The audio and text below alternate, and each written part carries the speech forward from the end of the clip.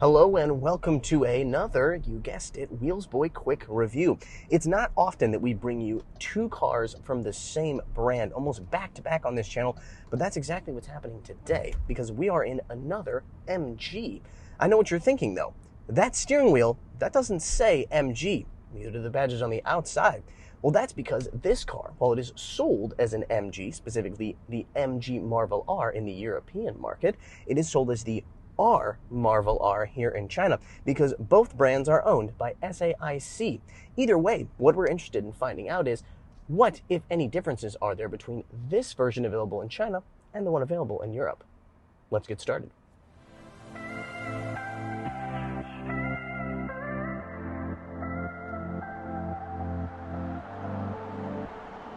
One area where we know this R version of the car will not differ, especially from the European MG, is under the hood, so to speak. That's because both versions will have essentially three trim levels.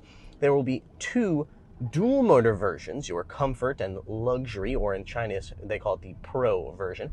These dual motors have two electric motors mounted on the rear, whereas the top spec three motor version will have a third motor up on the front axle, making it all-wheel drive. The lower spec ones, so to speak, have 137 kilowatts and about 410 newton meters of torque, or around 186 horsepower and 300 pound-feet. The top spec version, the three motor, will have, 300 horsepower, about 222 kilowatts, and 665 newton meters of torque, or 500 pound-feet. That car will go from 0 to 100 kilometers per hour in 4.9 seconds, whereas this dual motor version that we're driving today will do it in 7.8. The dual motor versions, both of them, will have 510 kilometers of NEDC range, or as I recall, about 400 kilometers of WLTP, and then the top spec version, the tri-motor, will have 370 kilometers of WLTP range. All versions of this car, regardless of motor count, will have a 69.9 kilowatt hour ternary lithium battery.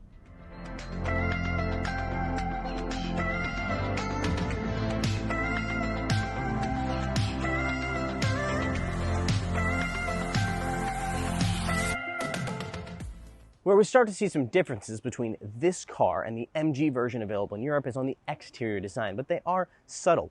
First of all, I'm not entirely sure whether this particular color palette will be made available in Europe, and if that's true, man, they are missing out because it is very, very nice. The color of the paint looks black from most angles, but under direct sunlight, there's a really nice blue metallic flake that you can see. It's actually quite stunning. You also, of course, have these very nice red accents, somewhat similar to the Chang'an CS55 Plus that we recently saw on the channel. I liked it on that car, and I like it even more on this one. You get more red down here, and you also get a carbon fiber front lip spoiler, similar to the one we saw on the MG5 that we just reviewed.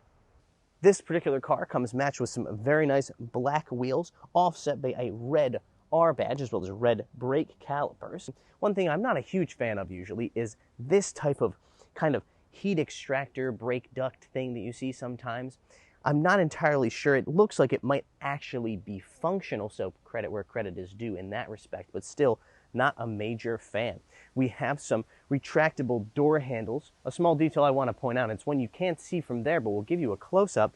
This hidden door handle, when it does pop out, most cars, only the outside part of it is chrome or body color. This particular one, the entire one is chrome, instead of having a ugly black plastic on the inside. A small detail, but one I appreciate. Here on the rear end, we have a nice set of LED lights with a connecting part here in the middle. We also have another big splash of that red material we saw on the front end as well. One thing I do not like, and it relates to those brake duct type things I saw on the side, is these things down here. They look okay, but when you get closer, you realize these ones definitely not functional.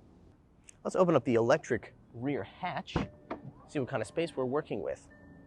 Official number is 357 liters, or 12.6 cubic feet of space back here. Having an eyeball for it looks not particularly deep this way, but reaching back, still a pretty good amount you can use. But wait, there's more. It's not often that I get to say this, but we've got a frunk. I love it. Even more space up here. It's not every electric car that has this, and I think that's a darn shame because it's very useful. There are more pleasant surprises to be found when we get to the interior of the Marvel R. There really aren't many places for me to complain about.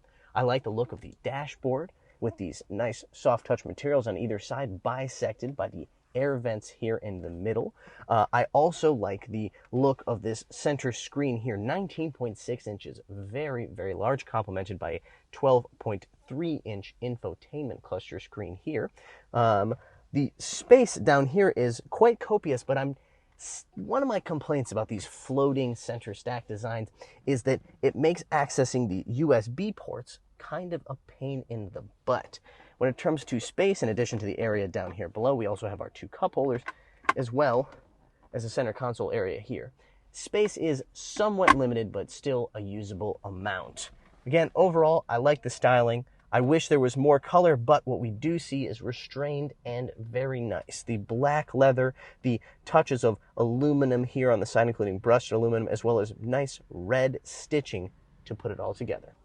One final note about this front row is that I really love the design of these seats. These are some of the most handsome seats I've seen in quite some time. The black leather is offset, of course, by the red stitching that I mentioned before, as well as this nice strip of Alcantara that runs down the center. They look sporty, but they're also quite comfortable. Rear seat comfort on the Marvel R is, I would say, average, not great. Leg room in this particular car is pretty good. Headspace, acceptable. You do get a nice sunroof up above you. In terms of design, you have a continuation, of course, of the red stitching, as well as the aluminum look accents. Bose radio in this particular car. In front of you, you have a Marvel logo in case you forgot which car you were sitting in. Down here between the seats, we have a little pop-out with our two USB charging ports, and then between the passengers is a fold-down center armrest with which I think has one of the best looking designs I've ever seen on a fold down center armrest. I don't say that very often, but it's a handsome fold down center armrest with a pop out cup holder, as well as a small storage area, perhaps for a phone or two.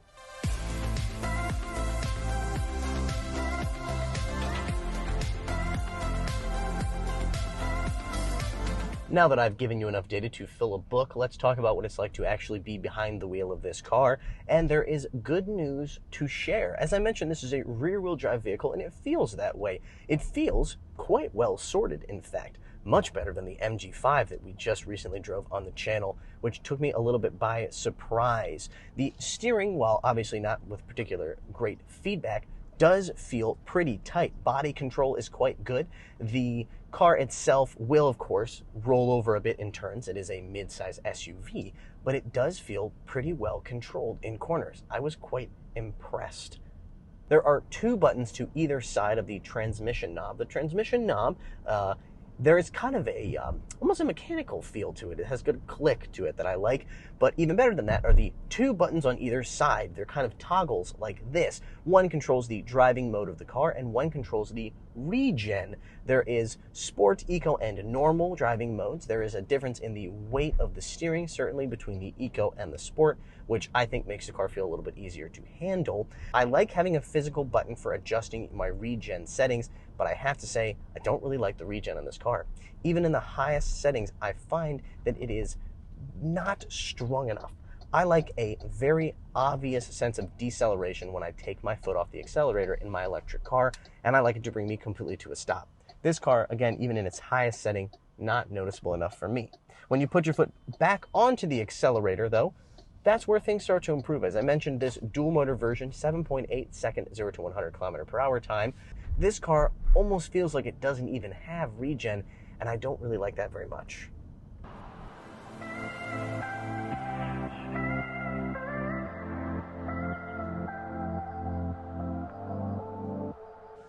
Well, there you have it. This car was quite the palate cleanser after the somewhat disappointing MG5 that we recently drove on the channel, and it makes me think that SAIC should really stick to electric cars, whether they're using the MG brand or the R brand, because they seem to make pretty good ones. It also makes me look forward to the MG Cyberster electric sports car that we saw previewed at the 2021 Shanghai Auto Show. Thank you very much for watching today's video. Be sure to check us out on Instagram and Facebook. Links in the description below. And as always, like, subscribe, and hit the bell.